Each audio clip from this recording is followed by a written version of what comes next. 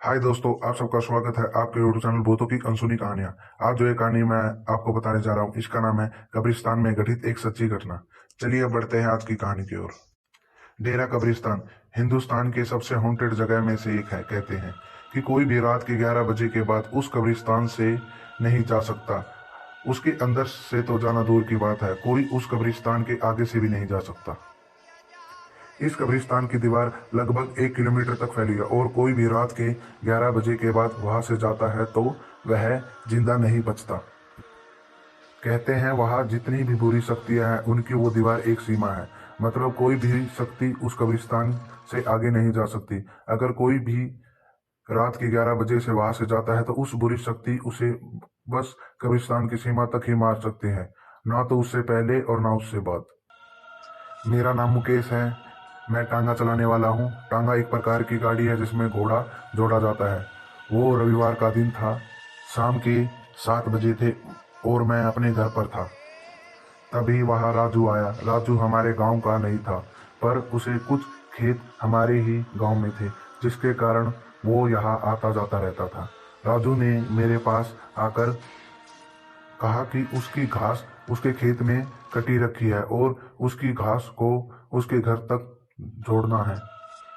उसका गांव हमारे गांव से लगभग 5 से 6 किलोमीटर की दूरी पर ही होगा। मैंने भी हाँ बोल दिया और यह सोचा कि रात के 11 बजे से पहले ही आ जाऊंगा।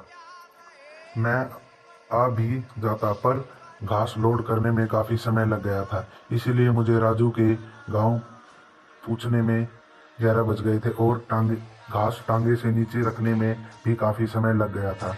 और इसीलिए ही वजह से राजू मुझे बार बार अपने ही घर में रुकने को बोल रहा था, क्योंकि उसके गांव से हमारे गांव को बस एक रास्ता था जो उस ही डेरे कब्रिस्तान से होकर जाता था। एक बार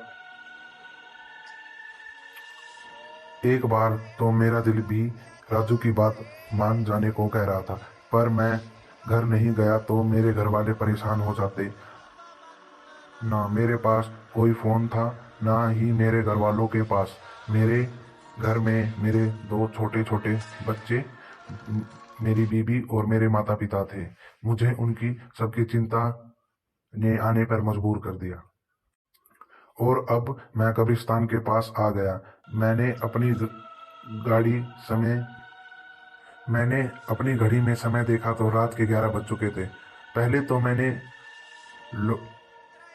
मैंने लौट जाने का सोचा, फिर मैंने किसी तरह हिम्मत करी और आगे बढ़ा। मैं अभी कुछ ही आगे गया था, तभी मुझे ऐसा लगा कि कोई मेरे टांगे पर आकर बैठ गया। एकदम से पीछे मुड़कर देखा तो वहां पर कोई नहीं था, पर मुझे भी अभी भी यह लग रहा था कि कोई मेरे पीछे बैठा हो। फिर जब मैं थोड़ा और आगे बढ़ा तो मेरे टांगे में से वजन बढ़ गया और मैं जैसे जैसे आगे बढ़ रहा था टांगे में भी वजन बढ़ता जा रहा था।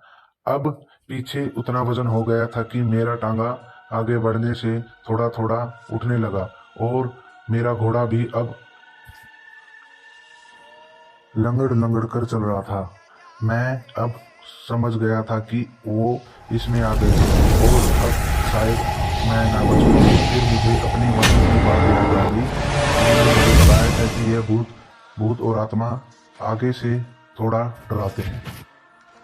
यह भूत और आत्मा आग से थोड़ा डरते हैं। तभी मैंने जेब में से रखी बीड़ी निकाली और बीड़ी पीने लगा। जैसे ही मेरी एक बीड़ी खत्म होती तो मैं दूसरी जला लेता। ऐसे करते करते मेरी पूरी बीड़ी खत्म हो गई। टांगे में इतना वजन हो गया था कि टांगा बहुत धीरे धीरे चल रहा था, इसीलिए मैं अभी कब्रिस्तान को आधा भी पार नहीं कर पाया था। सर्दी का समय था, इसलिए मैंने काफी कपड़े पहने थे। जैसे ही मेरी बीड़ी खत्म हुई तो मैंने जो कंबल उठाया हुआ था उसे उतारकर मैंने उसमें आग लगा दी और कंबल की आग खत्म होने ही वाली थी कि तभी मैंने अपना स्वेटर निकाल कर जला दिया और स्वेटर की आग खत्म होते ही उससे पहले मैंने अपनी कमीज निकाल कर जला दी। जान बचाने के लिए कुछ तो करना ही था, इसीलिए मैं अपने शरीर में पहने सभी कपड़े को जला रहा था। ऊपर के सभी कपड़े खत्म होने पर मैंने अपने पजामे को उतारकर उसे भी जला दिया। अब बस मेरा एक कच्छा ही बचा था। उससे पहले मेरे पजामे की आग खत्म होती उस पहले ही उस कब्रिस्तान की दीवार खत्म होने वाली थी।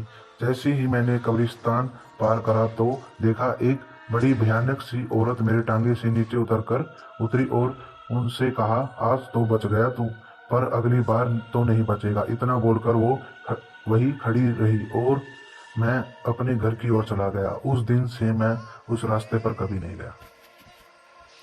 ऐसी ही कहानी को सुनने के लिए हमारे चैनल को सब्सक्राइब करें। धन्यवाद।